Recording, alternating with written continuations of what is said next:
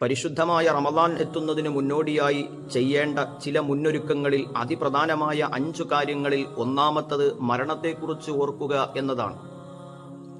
രണ്ടാമത്തെ കാര്യം, നാം ഏതൊരു കാര്യവും ചെയ്യുമ്പോൾ ഏതൊരു ഖൈറും നമ്മളിലേക്ക് എത്തുവാൻ അള്ളാഹുവിൽ നിന്നുള്ള പ്രത്യേകമായ തൗഫീഖ് നമുക്ക് ലഭിക്കുവാൻ അതിപ്രധാനമായ കാര്യമാണ് സദാനേരവും അതിനുവേണ്ടി ദുആ ചെയ്യുക.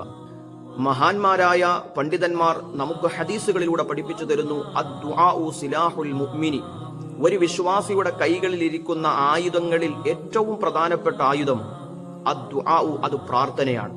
ഈ പ്രാർത്ഥന റമദാൻ എത്തുന്നതിന് മുന്നോടിയായി നമ്മൾ റമദാനിനു വേണ്ടിയിട്ട് നിരന്തരം പരിശ്രമിക്കുകയാണെങ്കിൽ അള്ളാഹുവെ, റമദാനിലുള്ള ധാരാളം ഖൈറുകൾ, ഇബാദത്തുകൾ, ആരോഗ്യപരമായ നിലനിൽപ്പുകൾ എനിക്കുണ്ടാകണം എന്നൊരാൾ ദുആ ചെയ്തുകൊണ്ടിരിക്കുമ്പോൾ അള്ളാഹു തആല റമദാനിൽ അവന് വേണ്ടി പ്രത്യേകമായ ഖൈറുകൾ, നന്മകൾ അള്ളാഹു തയ്യാർ ചെയ്യുന്നതാണ്.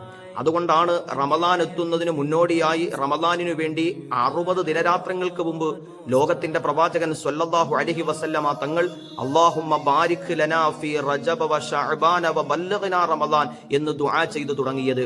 കാരണം റജബിലും ശഅബാനിലും ഈ പ്രാർത്ഥന നിരന്തരം നടന്നുകൊണ്ടിരിക്കുകയാണ്. എന്തിനു വേണ്ടി? വബല്ലഗ്നാ റമദാൻ, റമദാനിലേക്ക് എത്താൻ വേണ്ടിയിട്ട്.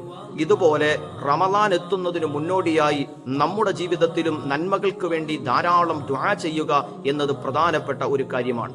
ഒരു വിശ്വാസി ദുആ ചെയ്യുമ്പോൾ 3 ഗുണങ്ങൾ അള്ളാഹു അവന് പ്രതിഫലമായി നൽകുന്നതാണ്. ഒന്നാമത്തെ ഗുണം, അവൻ പ്രാർത്ഥിച്ചത് ഏതൊരു ലക്ഷ്യത്തിന് വേണ്ടിയാണോ, ഏതൊരു കാര്യത്തിന് വേണ്ടിയാണോ, ആ കാര്യം അള്ളാഹു അവന് സാധിപ്പിച്ചു കൊടുക്കുന്നതാണ്. രണ്ടാമത്തെ ഗുണം, അവൻ ദുആ ചെയ്തത് കാരണമായി അവന്റെ പ്രാർത്ഥനകളിൽ ഉടനീളം അള്ളാഹു അവന് മഗ്ഫിറത്ത് സമ്മാനിക്കും, അവന്റെ പാപങ്ങൾ കരിച്ചു കളയും. മൂന്നാമത്തെ ഗുണം, അവൻ പ്രാർത്ഥിച്ചു എന്ന കാരണം കൊണ്ട് ആഖിറത്തിൽ അവൻ എത്തുമ്പോൾ അവന്റെ നന്മകളുടെ കൂട്ടത്തിൽ അവൻ ഏതൊക്കെ നേരങ്ങളിൽ പ്രാർത്ഥിച്ചിട്ടുണ്ടോ അതെല്ലാം വലിയൊരു നന്മയായി ആഖിറത്തിൽ അള്ളാഹു പ്രതിഫലം നൽകും. ഈ 3 പ്രതിഫലങ്ങളിലൂടെ അല്ലാതെ ഒരു വിശ്വാസിയും ദുആ ചെയ്യുന്നില്ല എന്ന് ലോകത്തിന്റെ പ്രവാചകൻ സയ്യിദുനാ മുഹമ്മദുർ റസൂലുള്ളാഹി. പ്രാർത്ഥന എന്ന് പറയുന്നത് അദ്ദുആഉ ഇബാദത്തുൻ. പ്രാർത്ഥന എന്ന് പറയുന്നത് ഒരു തമാശയല്ല, ഒരു നേരം പോക്കല്ല. പ്രാർത്ഥന എന്ന് പറയുന്നത് നമസ്കാരം പോലെ, മറ്റ് കർമ്മങ്ങൾ പോലെ, ഇബാദത്തുകൾ പോലെ ശ്രദ്ധിച്ച് ചെയ്യേണ്ട ഒരു പുണ്യപ്പെട്ട കർമ്മമാണ് ദുആ എന്ന് പറയുന്നത്. അതുകൊണ്ട് തന്നെ മറ്റെല്ലാ കാര്യങ്ങളിലും ഉള്ളതുപോലെ ദുആ ചെയ്യുമ്പോൾ അദബുകൾ പാലിക്കൽ, മര്യാദകൾ പാലിക്കൽ, ചിട്ടകൾ പാലിക്കൽ നിർബന്ധമായ കാര്യമാണ്. മഹാന്മാരായ പണ്ഡിതന്മാർ പഠിപ്പിക്കുന്നു, ഒരാൾ ദുആ ചെയ്യുമ്പോൾ 10 മര്യാദകൾ അവൻ പാലിച്ചിരിക്കണം.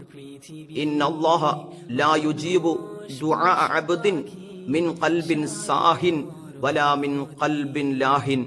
അശ്രദ്ധതയോടെ, ഗൗരവമല്ലാത്ത രൂപത്തിൽ, കളിതമാശകളിലൂടെ, യാതൊരു ലക്ഷ്യബോധവുമില്ലാതെ ദുആ ചെയ്യുന്നവന്റെ പ്രാർത്ഥന അള്ളാഹു സ്വീകരിക്കുകയില്ല എന്നാണ്. ഏതെല്ലാം കർമ്മങ്ങളിലെല്ലാം നമ്മൾ ചിട്ടയും മര്യാദയും പാലിക്കുന്നത് പോലെ തന്നെ ദുആ എന്ന് പറയുന്നത് വളരെ പ്രധാനപ്പെട്ട ഒരു അമലാണ്. അദ്ദുആഉ ഇബാദത്തുൻ.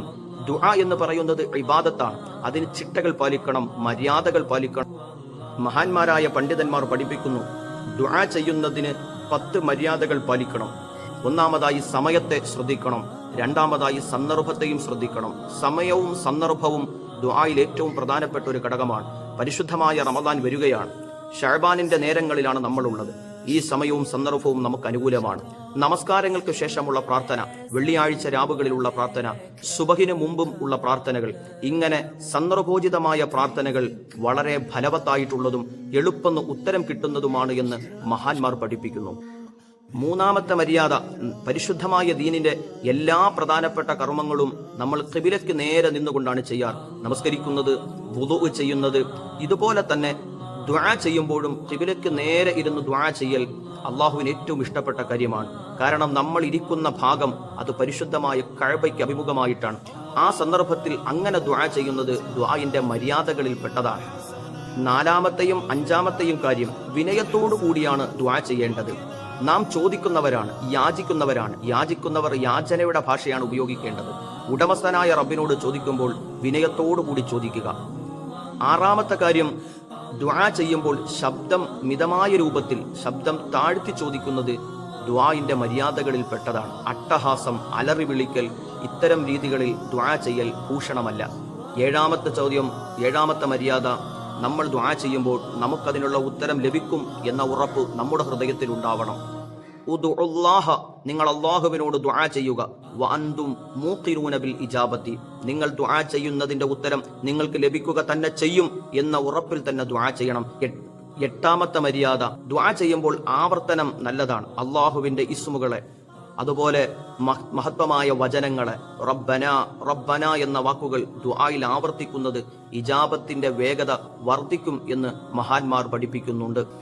ഒൻപതാമത്തെ മര്യാദ, നമ്മൾ ദുആ ചെയ്യുമ്പോൾ ഹംദും സ്വലാത്തും ഉപയോഗിക്കണം.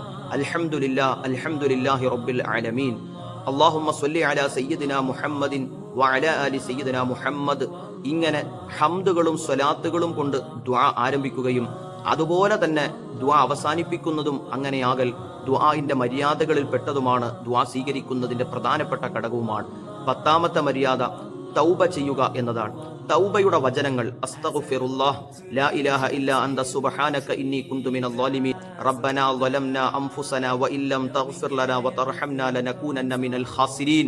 ഇതുപോലെയുള്ള തൗബയുടെ വചനങ്ങൾ, പശ്ചാത്താപത്തിന്റെ വചനങ്ങൾ നമ്മുടെ ദുആയിൽ വർദ്ധിപ്പിക്കുന്നത് നമുക്ക് ഇജാബത്ത് ലഭിക്കാൻ വേഗത വർദ്ധിപ്പിക്കും എന്ന് മഹാന്മാർ പഠിപ്പിക്കുന്നു.